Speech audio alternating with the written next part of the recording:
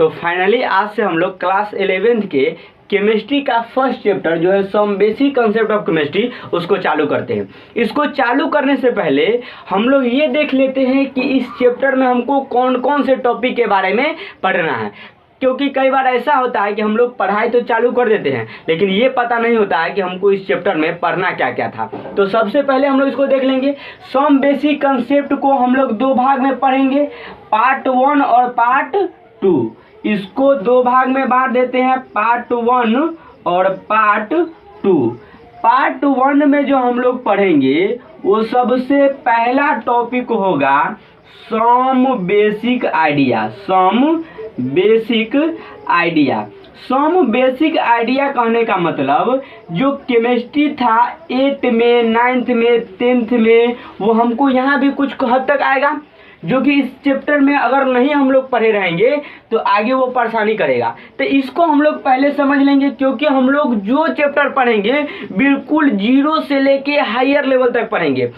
यहाँ तक कि आप अगर इस चैप्टर को पढ़ लीजिएगा तो IIT हो, नीट हो, जेई हो, मेंस हो या एडवांस हो या एम्स हो, हर तरीके का क्वेश्चन हमको सोल्व हो जाएगा। अगर आप क्वेश्चन सोल्व करना चाहते हैं तो बिल्कुल बेसिक से लेके पढ़ना होगा, क्योंकि आगे का जो सवाल होगा उस सवाल में हमको बेसिक बात परेशान करेगा। इसलिए हम लोग सबसे टॉपिक पढ़ेंगे सम बेसिक आइडिया। इसके बाद इस चैप्टर में जो दूसरा टॉपिक हम लोग पढ़ेंगे वो होगा significant figure.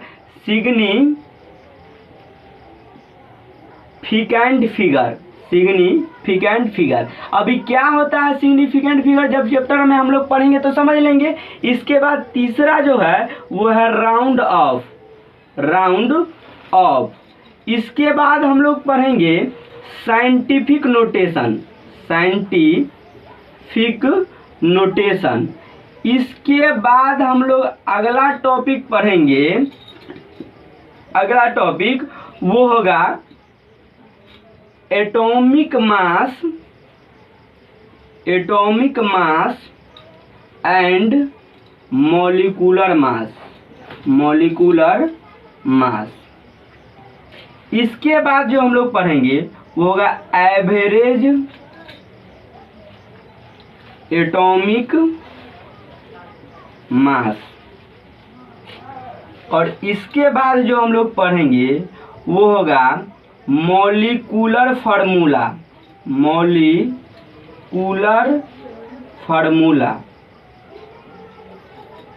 And empirical formula. Molecular formula और एम्पिरिकल फार्मूला क्या होता है। जब इतना टॉपिक हम लोग पढ़ लेंगे हमारा पार्ट 1 हो जाएगा कंप्लीट। इसके बाद पार्ट 2 में जो हम लोग पढ़ेंगे फर्स्ट टॉपिक वो होगा मोल कॉन्सेप्ट।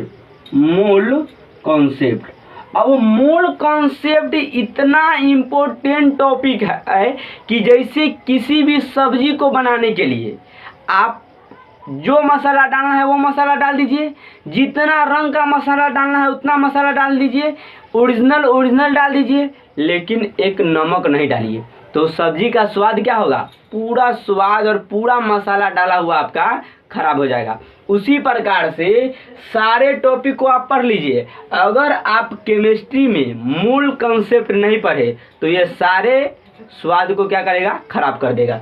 इसलिए हम लोग सबसे पहले पार्ट 2 में पढ़ेंगे मूल कंसेप्ट। ये इतना इम्पोर्टेंट है कि हर चैप्टर चाहे केमिस्ट्री का कोई हो, लेकिन उसमें मूल कंसेप्ट हमको उसमें जरूर से जरूर आएगा।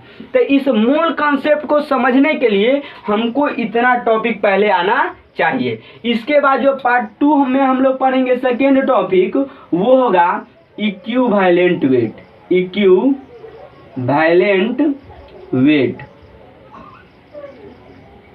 इसके बाद थर्ड टॉपिक जो होगा वो होगा स्टोकियोमेट्री। इसी में हम लोग पढ़ लेंगे मोल फ्रैक्शन के बारे में, मोलालिटी के बारे में, इसके बाद मोलारिटी एंड नॉर्मलिटी के बारे में। इसके बाद जो हमारा लास्ट एंड फाइनल टॉपिक होगा टाइट्रेशन। तो जितना भी कंपटीशनल एग्ज़ाम होता है जैसे कि जेई, नीट, उस सबों में आपका स्टोकियोमेट्री और टाइट्रेशन से 1 या 2 क्वेश्चन बिल्कुल फिक्स्ड होता है। अब इस 2 चैप्टर को पढ़ने के लिए हमको इतना नॉलेज होना चाहिए, बिल्कुल जीरो से लेके हायर लेवल तक। तो हम लोग इस चैप्टर को स्टार्ट करेंगे और बिल्कुल जीरो मान के स्टार्ट करेंगे, ताकि आप अगर कुछ नहीं भी जानते हो तो इस चैप्टर को पढ़ने के बाद सारा कुछ हम लोग जान जाएंगे। तो क्या करते हैं, सबसे पहला टॉपिक हम लोग सम बेसिक कंसेप्ट स्टार्ट करते हैं। वीडियो को पॉज कर लीजिए और इसको लिख लीजिए। स्टार्ट करते हैं some basic concept. Some basic concept. देखिए, इस सम बेसिक कंसेप्ट में हम लोग सबसे पहले समझते हैं कि केमिस्ट्री कहते हैं किसको। केमिस्ट्री कहते हैं किसको।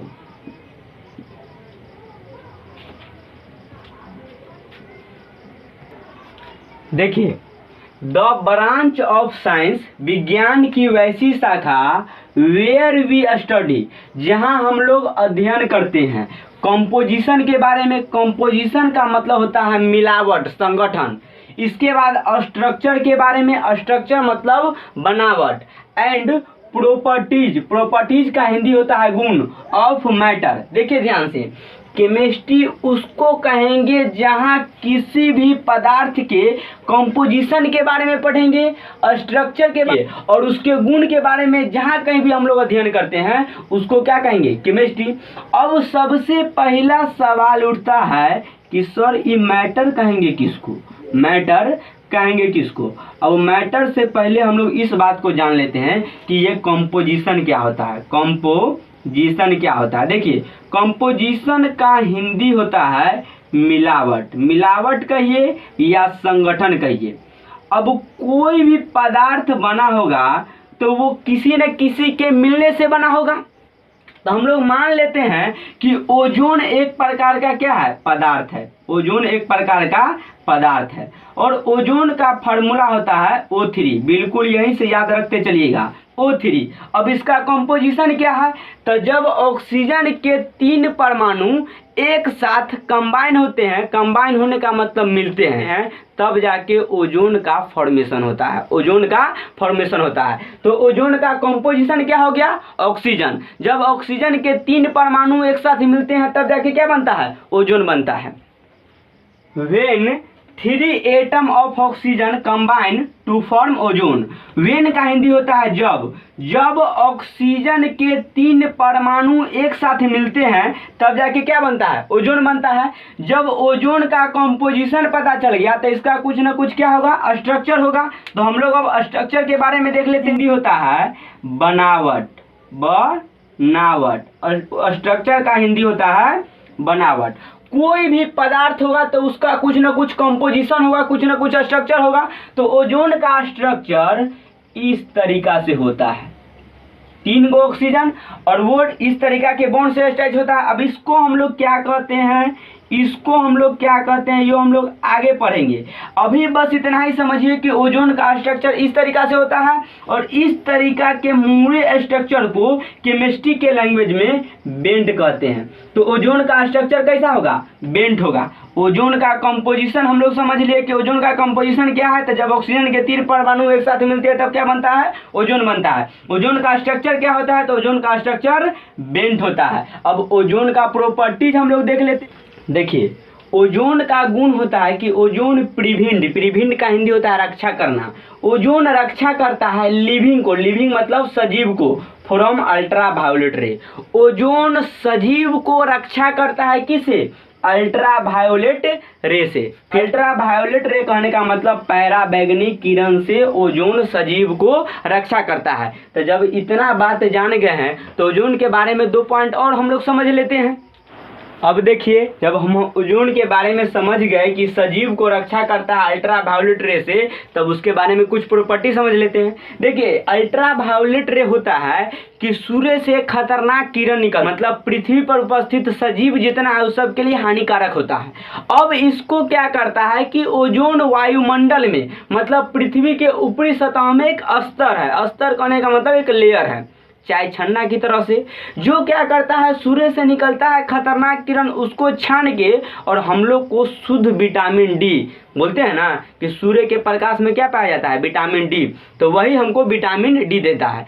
लेकिन अब धीरे धीरे क्या होते जा रहा है कि वो ओजोन लेयर नष्ट होते जा रहा है, और उसको नष्ट कौन करता है, तो नष्ट करता है क्लोरोफ्लोरोकार्बन। अब सवाल है कि क्लोरोफ्लोरोकार्बन कहाँ से निकलता है, तो क्लोरोफ्लोरोकार्बन जो हम लोग एसी यूज करते हैं, कूलर यूज करते हैं, फ्रिज यूज करते हैं, उससे एक गैस निकलता है, वो गैस होता है फ्रियोन गैस। और फ्रियोन गैस किसका टाइप है, क्लोरोफ्लोरोकार्बन का। तो क्लोरोफ्लोरोकार्बन ओजोन को नष्ट करता है और ओजोन क्या करता है, रक्षा करता है। और यही कारण है कि अब धीरे धीरे ओजोन क्या होते जा रहा है, नष्ट होते जा रहा है। ओजोन क्या है, नष्ट होते जा रहा है। देखिए यहाँ ध्यान से, ओजोन के प्रॉपर्टीज है कि ओजोन प्रिवेंट यानी रक्षा करता है किसको, लिविंग थिंग को, किससे, अल्ट्रा वायोलेट रे से। अब ओजोन है कहाँ, तो ओजोन एक लेयर है, लेयर कहने का मतलब स्तर है, कहाँ, स्ट्रेटोस्फीयर में। स्ट्रेटोस्फीयर का हिंदी होता है समताप मंडल। तो वायुमंडल के ऊपरी सतह में समताप मंडल है, जहां एक लेयर की तरह से उपस्थित रहता है कौन, ओजोन। और ओजोन को डिप्लेशन यानी नष्ट करता है कौन, क्लोरोफ्लोरोकार्बन। ओजोन को नष्ट करता है, CFC का फुल फॉर्म क्लोरोफ्लोरो कौन होता है, Freon. CF2Cl2 is a type of CFC। Freon है एक प्रकार का CFC जिसका फार्मूला होता है CF2Cl2। और CFC निकलता है कहाँ से, तो CFC eliminated from refrigerant. Refrigerant कहने का मतलब AC, cooler, fridge and ETC। तो ओजोन के बारे में हम लोग समझ गए। अब ओजोन ही दुनिया का कोई पदार्थ नहीं है, दुनिया का कोई भी चीज अगर वो पदार्थ है तो उसका कुछ न कुछ कंपोजिशन होगा। कंपोजिशन कहने का मतलब किसी न किसी चीज़ से वो मिलकर बना होगा, इसके बाद उसका कुछ न कुछ स्ट्रक्चर होगा और उसका कुछ न कुछ गुण होगा। जैसे ये मार्कर को ले लेते हैं, तो ये मार्कर जो है ये किसी न किसी चीज़ से मिलकर बना होगा। तो ये मिलकर बना हुआ प्लास्टिक, इंक और क्या है, रबर है। इसके बाद इसका स्ट्रक्चर क्या है, तो इसका स्ट्रक्चर लंबवत है यानी परपेंडिकुलर है। इसके बाद इसका प्रॉपर्टीज क्या है, तो इसका प्रॉपर्टीज है कि इसको हम लोग बोर्ड पर लिखते हैं। तो दुनिया का कोई भी पदार्थ होगा तो उसका कुछ न कुछ कंपोजिशन होगा, उसका स्ट्रक्चर होगा और उसका क्या होगा, गुण होगा। तो हम लोग समझ लेते हैं कि उतना देर से कह रहे हैं मैटर मैटर मैटर, ये मैटर क्या होता है। तो देखिए मैटर कहेंगे एनीथिंग इन नेचर, नेचर मतलब प्राकृतिक, और मैटर का हिंदी होता है पदार्थ। प्रकृति का कोई भी वस्तु दैट हैव, जिसके पास मास होगा, मास कहने का मतलब द्रव्यमान या भार कहिए, एंड ऑक्युपाइज स्पेस, ऑक्युपाइज मतलब छेकना, स्पेस मतलब जगह। मतलब नेचर का कोई भी वस्तु जिसके पास मास होगा और वो कुछ ना कुछ स्थान घेरेगा तो उसको हम लोग क्या कर देंगे, पदार्थ। जैसे देखिए एग्जाम्पल में पेन क्या है, इसको जहाँ रखेंगे वहाँ कुछ न कुछ स्थान घेरेगा और इसका कुछ न कुछ भार होगा, तो पेन हमारा क्या है, पदार्थ है। इसके बाद देख लीजिए बुक भी है, हमारा क्या है, पदार्थ है। ब्रिक्स कहने का मतलब ईंट भी एक प्रकार का क्या है, पदार्थ है। स्टोन यानी पत्थर भी एक प्रकार का क्या है, पदार्थ है। और उसी तरीका से आते हैं एयर भी क्या है, एक प्रकार का पदार्थ होता है। ध्यान से, अब हम लोग केमिस्ट्री में इस पेन के बारे में, बुक के बारे में, ब्रिक्स के बारे में, स्टोन के बारे में नहीं समझेंगे। ये सभी क्या है, हम लोग सीधा समझिए, दुनिया का कोई भी चीज जिसको हम लोग खुली आंखों से देखते हैं वो सारा का सारा एक प्रकार का क्या है, पदार्थ है। यहाँ ले लेते हैं कि सर एयर कैसे पदार्थ है, क्योंकि एयर में ना तो हम लोग इसको वजन कर सकते हैं और न कहीं देखते हैं कि जगह छेके हुआ है, तो हवा कैसे पदार्थ हुआ। देखिए हम लोग बैलून में हवा को भरते हैं, तो भरते हैं तो उसका एक सरफेस आ जाता है, एक सतह आ जाता है, एक जगह आ जाता है। मतलब वो जितना बड़ा बैलून है उतना वो जगह क्या किया, छेका। तो जगह छेका तो उसका स्पेस कवर्ड भी हो गया। इसके बाद आप जब उसको वजन कीजिएगा तो आप पिचका हुआ बैलून को वजन कीजिए, इसके बाद हवा भर के वजन कीजिए, तो कुछ ना कुछ उसके वजन में क्या आएगा, डिफरेंस आएगा। तो इस प्रकार से हम लोग कह देते हैं कि हवा भी क्या है, एक प्रकार का पदार्थ है। ऐसे हवा पदार्थ नहीं है, लेकिन जैसे ही इसको बैलून में डालिएगा तो उसका जगह भी छेका गया, और इसके बाद उसको वजन कीजिएगा तो कुछ ना कुछ उसमें वजन भी आ जाएगा, तब हम लोग बोलेंगे कि हवा एक प्रकार का क्या है, पदार्थ है। इसके बाद देख लीजिए NaOH। NaOH कहने का मतलब कॉस्टिक सोडा।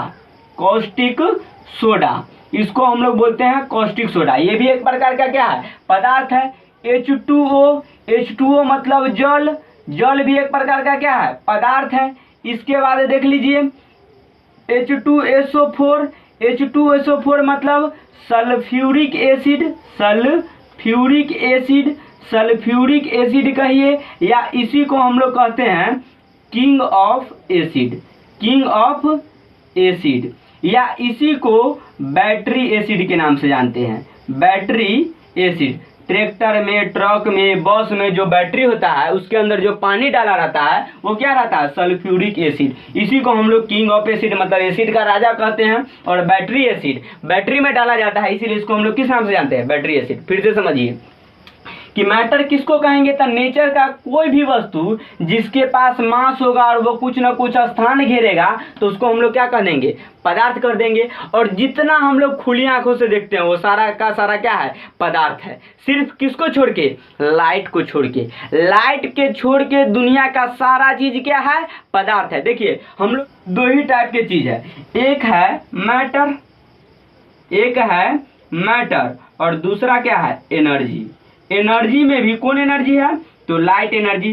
तो इस लाइट को छोड़ के दुनिया का सब कुछ क्या है, मैटर है। अब मैटर में देख लिए हमको 3 फार्मूला मिल गया है। अब आप लोग का काम है कि इस 3 फार्मूला को हम लोग ध्यान में रख लेंगे। जैसे H2O तो हमारा पुराना है वाटर जो हम लोग पीते हैं, जिसके बिना हम लोग जिंदा नहीं रह सकते हैं। और एक है NaOH जिसको हम लोग किसके नाम से जानते हैं, कॉस्टिक सोडा। और दूसरा है H2SO4 जिसको हम लोग सल्फ्यूरिक एसिड या किंग ऑफ एसिड या इसी को क्या कहते हैं, बैटरी एसिड। तो वीडियो को पॉज कीजिए और लिखिए, समझ लेते हैं classification of matter.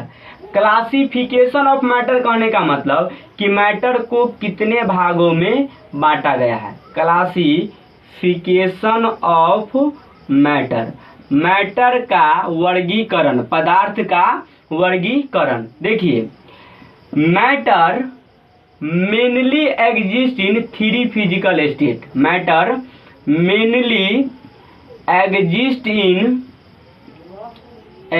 In 3 physical state, मतलब भौतिकी अवस्था के आधार पर, भौतिक अवस्था के आधार पर पदार्थ को 3 भागों में बांटा गया है।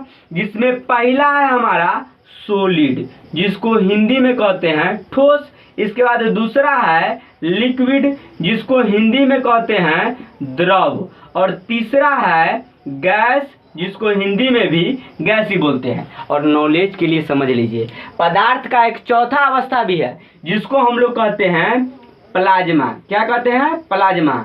और भी समझ लीजिए पदार्थ का एक 5वां अवस्था भी होता है जिसको हम लोग बोलते हैं बोस आइंस्टाइन कंडेंसेट।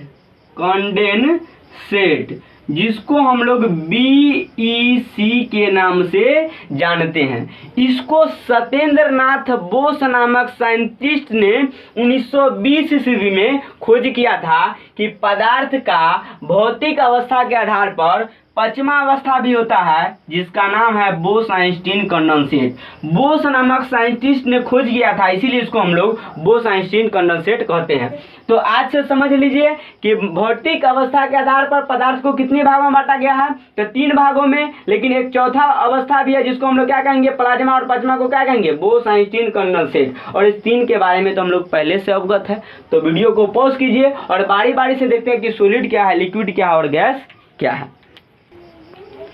अब देखिए इस 3 फिगर को देख के आप लोगों को कुछ डिफरेंस नजर आता होगा। तो देखिए इसमें डिफरेंस नजर आ रहा है कि इसमें पार्टिकल यानी कि कण सटा सटा है, मतलब 2 कण के बीच की दूरी क्या है, बहुत ही कम है। और इसमें देखें तो थोड़ा अलग अलग है और इसमें तो पूरा अलग है। तो ध्यान से समझिए, जिसमें पार्टिकल के बीच की दूरी काफ़ी कम होता है, पार्टिकल के बीच की दूरी को हम लोग इंग्लिश में इंटर पार्टिकल डिस्टेंस कहते हैं।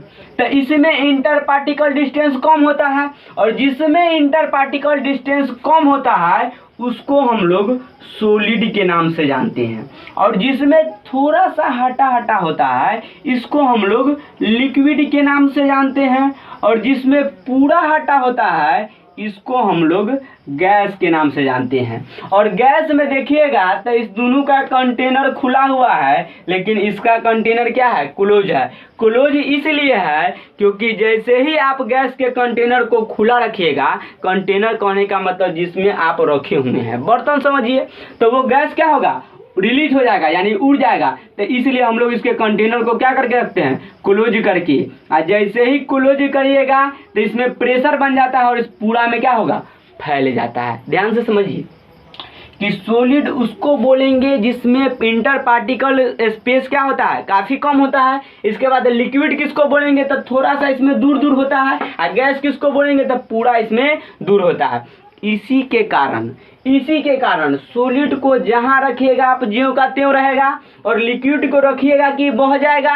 बह जाने का मतलब ये अपना जगह क्या करने लगता है, फैलाने लगता है। इसके बाद गैस को जहाँ पर रखिएगा तो क्या होगा, पूरा का पूरा रिलीज होगा, मतलब उड़ जाएगा।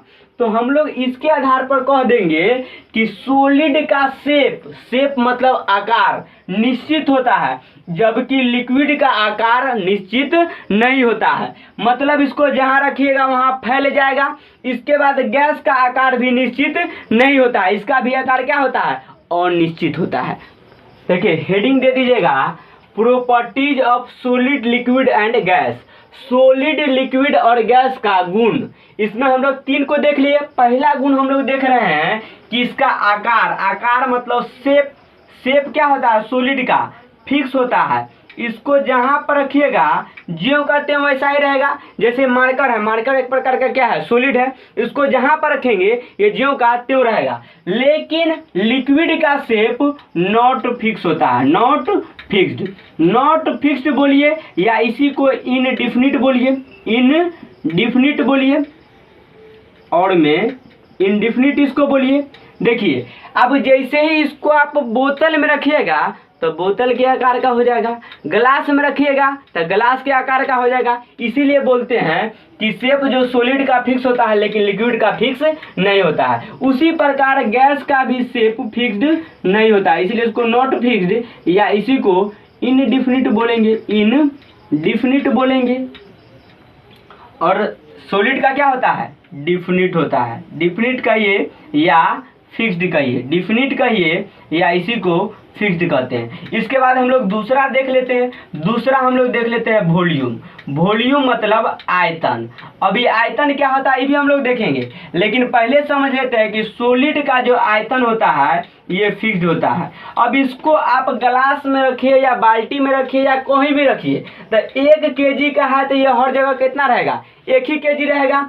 उसी प्रकार लिक्विड का भी वॉल्यूम फिक्स्ड होता है। फिक्स्ड कहने का मतलब कि इसको आप 1 लीटर दूध को या तो ग्लास में रखिए फिर भी उतना ही रहेगा, बोतल में रखिए फिर भी कितना रहेगा, उतना ही रहेगा। लेकिन गैस का वॉल्यूम फिक्स्ड नहीं होता है, इसलिए इसको हम लोग बोलेंगे नॉट फिक्स्ड का है बोलेंगे, क्योंकि जैसे ही इसको आप 1 लीटर गैस है इसको 15 लीटर गैस के सिलेंडर में रखिएगा फिर भी उसमें क्या होगा, पूरा में फैल जाता है।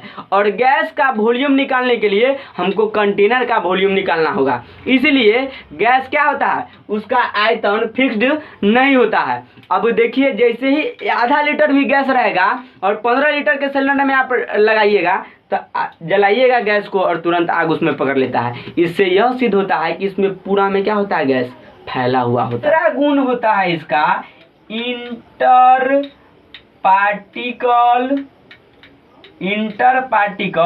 डिस्टेंस। इंटर पार्टिकल डिस्टेंस कहने का मतलब अंतराणुक स्थान।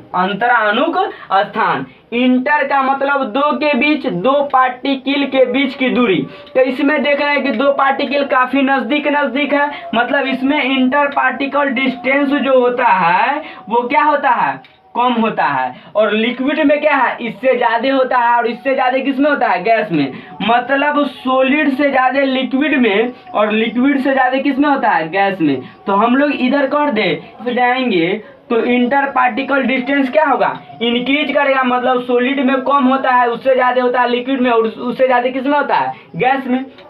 इसके बाद हम लोग जो particle force of attraction, inter particle force of attraction कहने का मतलब दो कण के बीच का फोर्स यानी बॉल कहने का मतलब देखिए सॉलिड में देख रहे हैं एक दूसरे का पार्टिकल के बीच का बॉल क्या है, काफी अधिक होता है, इसलिए तो पकड़ के रखता है। इसको जहां रखिएगा ऐसने कैसने रहेगा, चाहे 1 साल तक छोड़ दीजिए, 2 साल तक छोड़ दीजिए, जो का त्यों रहेगा। इसमें थोड़ा कम होता है, इसलिए जहां पर रखिएगा वहीं पर बह जाएगा। और इसके बाद इसमें इतना कम होता है कि रखिएगा ये पूरा उड़ जाता है। इसलिए हम लोग कहेंगे कि inter particle force of attraction जो है सबसे कम होता है किसमें, गैस में, और उससे ज्यादा होता है किसमें, लिक्विड में, और सबसे ज्यादा किसमें होता है, सॉलिड में। इसलिए कह देते हैं की तरफ कि जैसे जैसे हम लोग इधर आते हैं, मतलब सबसे कम किसमें, गैस में, उससे ज्यादा किसमें, लिक्विड में, और सबसे ज्यादा किसमें, सॉलिड में। ध्यान से समझिए हम लोग क्या क्या पढ़ लिए।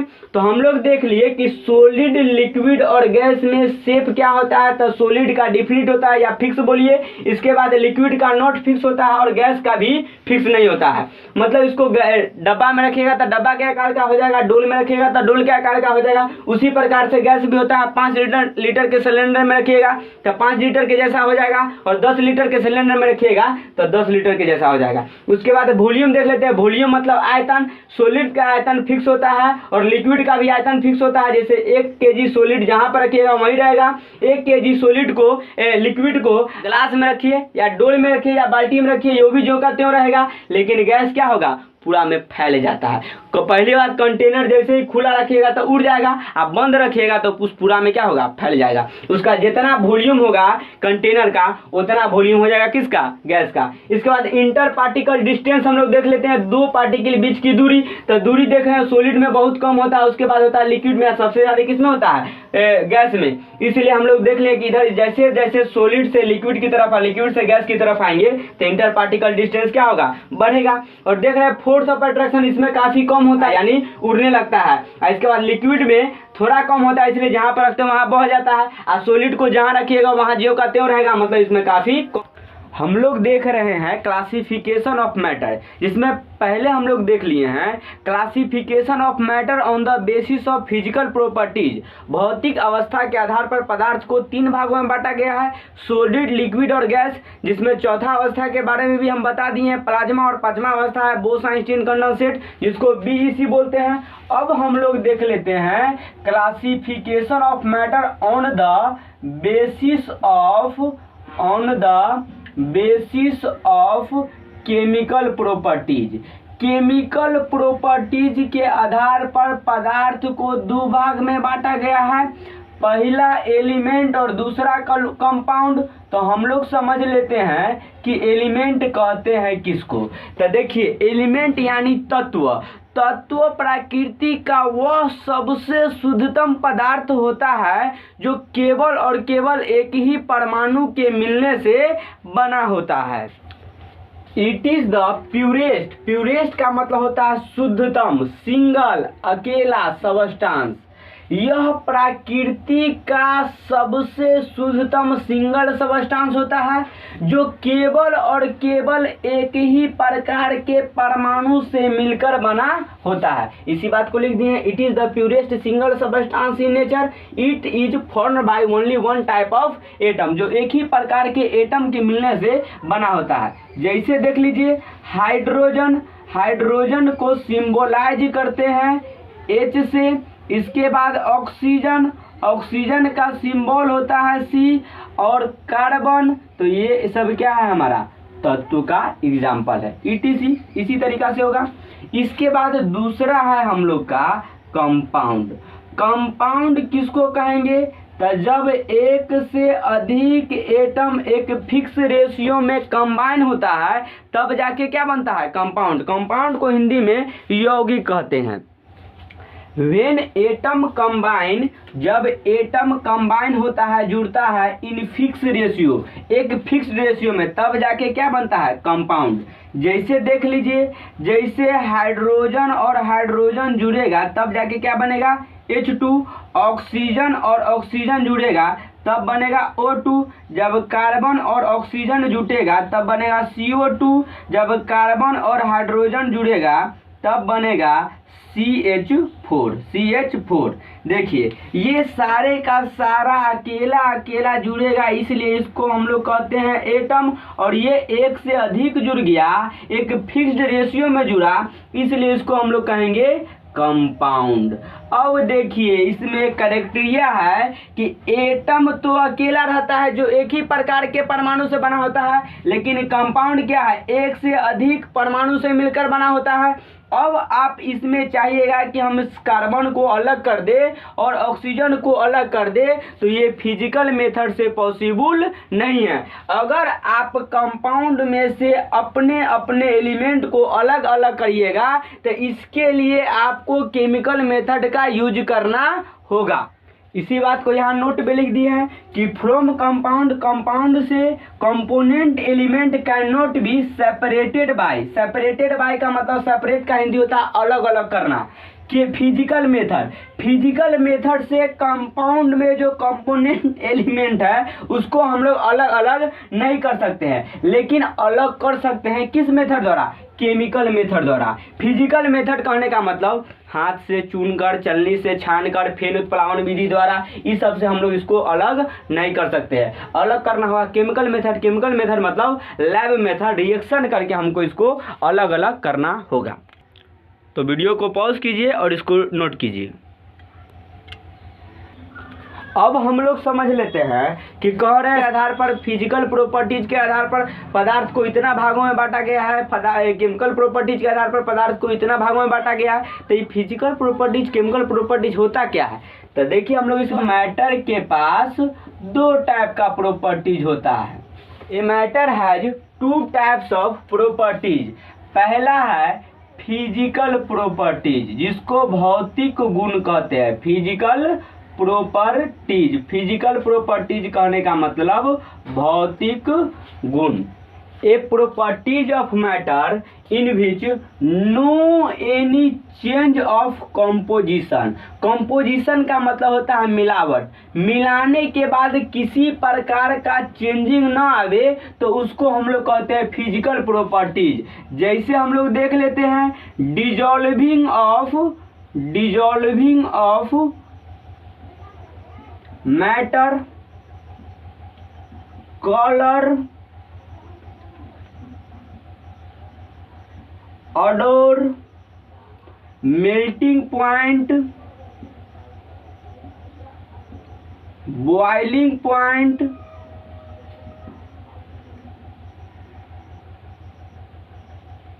ETC। मतलब कि फिजिकल प्रॉपर्टीज उसको बोलेंगे जिसमें मैटर का वैसा गुण जो मिलाने पर किसी प्रकार का चेंजिंग ना आए, जैसे dissolving of matter, colour, odour, melting point and boiling point. ये सब कभी चेंज नहीं करता है। तो जो चेंज नहीं करता है उसको हम लोग क्या कहेंगे? Physical properties. अब देख लेते हैं chemical A properties of matter in which change, जिसमें बदल जाएगा composition is called chemical properties। जैसे हम लोग देख लेते हैं reaction between acid and base, अम्ल और क्षार के बीच का reaction between acid and base. देखिए जब एसिड के साथ बेस का रिएक्शन कराया जाता है तो क्या चीज का फॉर्मेशन होता है, साल्ट का फॉर्मेशन होता है, साल्ट प्लस वाटर का फॉर्मेशन होता है। देख लेते हैं कि जैसे ही HCl के साथ NaCOH का रिएक्शन कराया जाता है तो NaCl प्लस H2O मिलता है, मतलब कि एसिड अलग था, बेस अलग था। जब इसको हम लोग रिएक्शन कराए तो एक थर्ड पार्ट मिल गया साल्ट, तो क्या हुआ, कंपोजिशन बदल गया। लेकिन इसमें कंपोजिशन बदलता नहीं है, तो जिसमें नहीं बदलेगा उसको बोलेंगे फिजिकल प्रॉपर्टीज, और जिसमें बदल जाएगा उसको हम लोग क्या बोलेंगे, केमिकल प्रॉपर्टीज। अब हम लोग क्या क्या पढ़ लिए इसको पहले देख लेते हैं। सबसे पहले हम लोग सम बेसिक कंसेप्ट में देख लिए कि कौन कौन से टॉपिक के बारे में हमको पढ़ना है। इसके बाद हम लोग सबसे पहला टॉपिक स्टार्ट किए some basic concept of chemistry. उसमें हम लोग देख लिए कि केमिस्ट्री किसको कहते हैं। इसके बाद उससे आया मैटर, मैटर का हम लोग क्लासिफिकेशन देख लिए, मैटर किसको कहते हैं इसको देख लिए। इसके बाद हम लोग पढ़ लिए कि मैटर का प्रॉपर्टीज क्या होता है। अब हम लोग समझ लेते हैं कि मैटर का मेजरमेंट कैसे करते हैं। Measurement of matter system international, मतलब SI यूनिट के आधार पर मेजरमेंट ऑफ मैटर के लिए 7 बेसिक SI यूनिट दिया गया है। 7 बेसिक SI यूनिट दिया गया है अकॉर्डिंग टू सिस्टम इंटरनेशनल।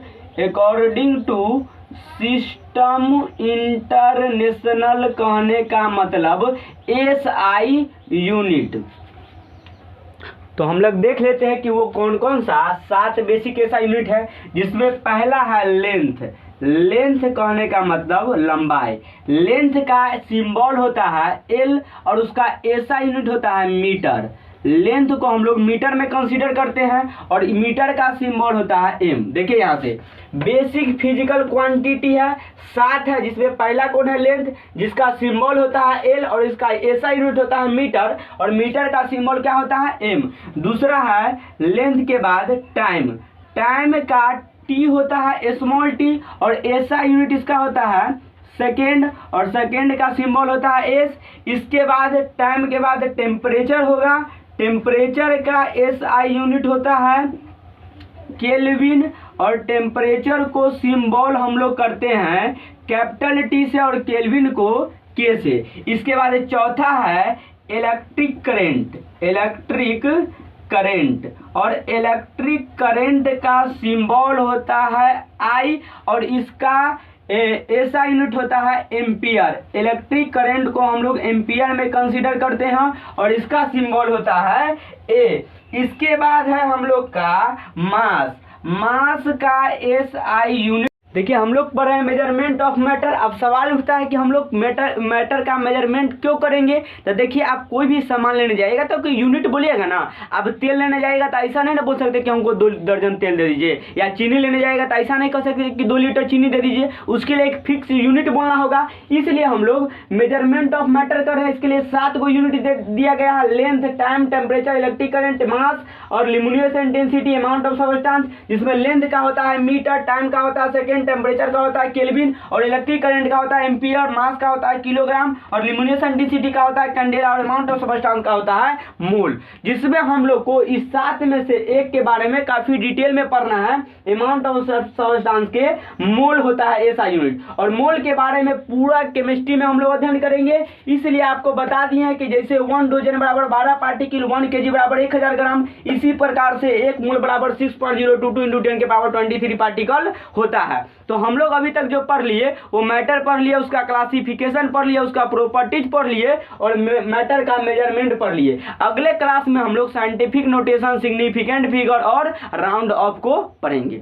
तो वीडियो को पॉज कर लीजिए और सबको नोट्स कर लीजिए।